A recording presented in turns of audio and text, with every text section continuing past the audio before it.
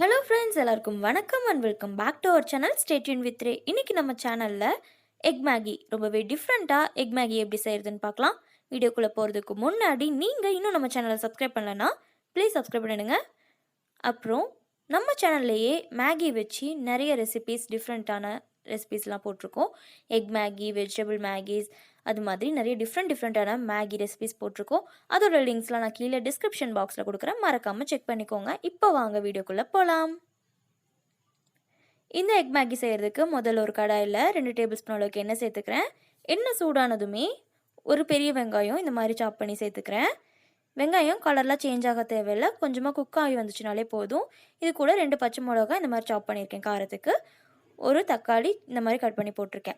பச்சை மிளகா நீங்கள் குழந்தைங்களுக்கு கொடுக்கறதா இருந்தால் ஸ்கிப் பண்ணிக்கலாம். இது கூட தண்ணி ஆட் பண்ணிக்கிறேன், 1 கப் அளவுக்கு. ஒரு பேக்கெட் மேகிக்கு தேவையான தண்ணி சேர்த்துக்கலாம். இப்போ பார்த்திங்கன்னா நான் ஒரு பேக்கெட் மேகி எடுத்திருக்கேன். அதில் இருக்கிற மசாலா ஃபஸ்ட் நான் இந்த தண்ணியில் ஆட் பண்ணிக்கிறேன். மசாலா எல்லாமே நல்லா மிங்கிள் ஆனதுக்கப்புறமா மேகியும் இதில் போட்டுக்கிறேன். இப்போ தண்ணி நல்லா கொதிக்க ஆரம்பிச்சிருச்சு. ஸோ மேகி வந்து செப்பரேட்டாக வரட்டும். இதுக்கு தேவையான அளவுக்கு உப்பும் சேர்த்துக்கலாம்.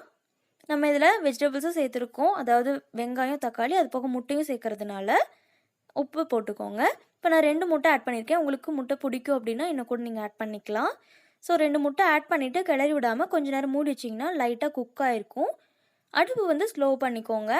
ரொம்ப அதிகமாக வச்சிட்டிங்கன்னா கீழே ரொம்ப தீஞ்சு போயிடும். ஸோ இந்த ஸ்டேஜில் கொஞ்சமாக கிளறி விட்டுட்டு மறுபடியும் நம்ம இதை மூடி வச்சு ஒரு 2 மினிட்ஸ் குக் பண்ணிக்கலாம் ஸ்லோ ஃப்ளேமில். ஸோ முட்டையோட ஸ்மெல் எதுவுமே கண்டிப்பாக இதில் அடிக்காது.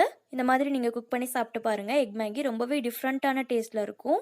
ஸோ தண்ணி எல்லாமே நல்லா வற்றிருச்சு. இப்போ பார்த்தீங்கன்னா நல்லா தனித்தனியாக வந்திருக்கு. முட்டை எல்லாமே நல்லா குக் ஆகிருக்கு. சூப்பரான டேஸ்ட்டில் மேகி ரெடி ஆயிடுச்சு. இந்த வீடியோ பிடிச்சிருச்சுன்னா லைக் பண்ணுங்கள். தேங்க்ஸ் ஃபார் வாட்சிங்.